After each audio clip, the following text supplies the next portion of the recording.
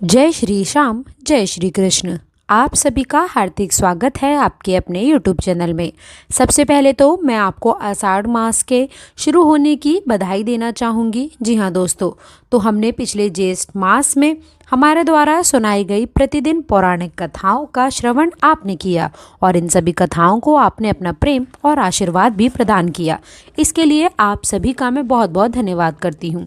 आशा है कि अपने पूर्ण नीति नियमों के साथ इस ज्येष्ठ मास का पालन किया होगा। आज से आषाढ़ मास का प्रारंभ हुआ है। हिंदू कैलेंडर के हिसाब आषाढ़ मास चौथा मास माना गया है। जैसा कि आप सभी जानते हैं, आषाढ़ मास में ही देवसैनी यानी कि हरि सैनी एकादशी होती है और इस दिन जगत के पालनहार भगवान विष्णु 4 महीनों के लिए शयन करने के लिए चले जाते हैं और इसी के साथ इन 4 महीनों के दौरान सभी तरह के मांगलिक कार्य रोक दिए जाते हैं। 4 महीने के इस समय को चातुर्मास कहा जाता है। चातुर्मास आषाढ़ मास के शुक्ल पक्ष की एकादशी से प्रारंभ होकर कार्तिक मास के शुक्ल पक्ष की एकादशी तक रहता है। भगवान विष्णु इन दिनों शयन की मुद्रा में होते हैं, लेकिन उनकी कृपा आप पर सदैव बनी रहेगी। जी हाँ दोस्तों, अब हम बात करते हैं आषाढ़ मास के पावन कथा के बारे में, यानी कि पहले अध्याय के बारे में। लेकिन उससे पहले मेरा आपसे निवेदन है, वीडियो को लाइक और चैनल को सब्सक्राइब कर दें ताकि हर प्रकार की जानकारी आप पर सबसे पहले मिले। श्री हरि विष्णु का नाम लेकर आज के अध्याय को, आज के आषाढ़ मास की कथा को प्रारंभ करते हैं। दोस्तों, श्री हरि का आपके ऊपर कृपा बना रहे तो प्रेम से बोलिए जय विष्णु भगवान।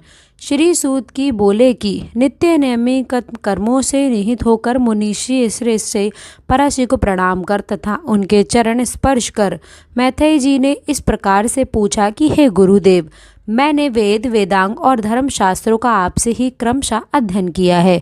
हे मुनि पुंग, अब मैं आपके ही मुखरांग विंद से सुनना चाहता हूँ कि ये संसार किस तरह उत्पन्न हुआ और आगे भी दूसरे प्रेम के कारण कैसे उत्पन्न होगा। हे प्रभु, इस संसार का उपादान कारण आखिरकार क्या है और ये सारा दृढ़ चेतन किससे उत्पन्न हुआ, ये पहले किस में लीन था और आगे किस में लीन होगा।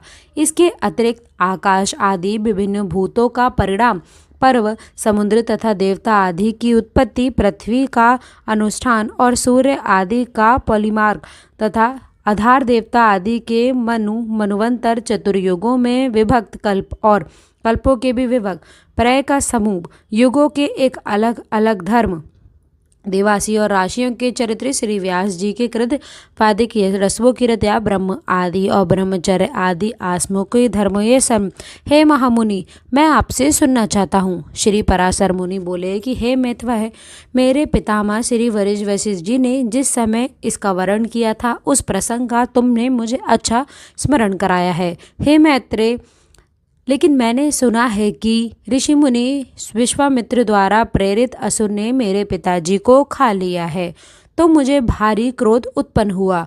उस समय असुर का विनाश करने के लिए मैंने एक यज्ञ आरंभ किया। उस यज्ञ में सैकड़ों असुर जलकर भस्मीभूत हो गए। यज्ञ में असुरों को नष्ट होकर मेरे पिता माँ वशिष्ठ ने मुझसे पूछा, हे वशिष्ठ, आदि क्रोध करना उचित नहीं है, अब तुम शांत हो जाओ। असुरों का इसमें कोई भी दोष नहीं है। तुम्हारे पिता के साथ तो ऐसा होना ही था, परंतु मूर्खों को उपजता है, विचारवानों को भला क्रोध उपज सकता है। कौन किसको मारता है, पुरुष स्वयं ही अपने किए का फल भोगता है। हे तात, क्रोध को मनुष्य के शांति तथा नाश कर देता है। हे तात, लोक और परलोक दोनों को बिगड़ने वाले इस क्रोध से महर्षि गण सदैव दूर ही रहते हैं, इसलिए तुम इसके वशीभूत मत हो। अब निर्दोष असुरों को व्यर्थ में जलाने से कोई भी लाभ नहीं है। तुम अपने इस यज्ञ को शीघ्र ही समाप्त करो। साधुओं का धर्म तो स्मरण करना ही है। हे मैत्रेय, पितामह के इस तरह समझाने पर उनकी बातों के महत्वों का विचार करके मैंने और शीघ्र समाप्त कर दिया। पितामह वशिष्ठ जी इससे अधिक प्रसन्न हुए। उसी समय ब्रह्मा जी के पुत्र पुलस जी वहां पधारे। हे मैत्रेय, पितामह ने उन्हें अग्र दिया। तब महर्षि के वे सभा का महाभाग कुल सचिव का आश्रय ग्रहण करके मुझसे इस तरह बोले, चित्त में शत्रु भय रखने पर तुमने अपने पितामह के कथा सफल से क्षमा करना शुभ किया है, इसलिए तुम संपूर्ण शास्त्रों के ज्ञाता कहलाओगे।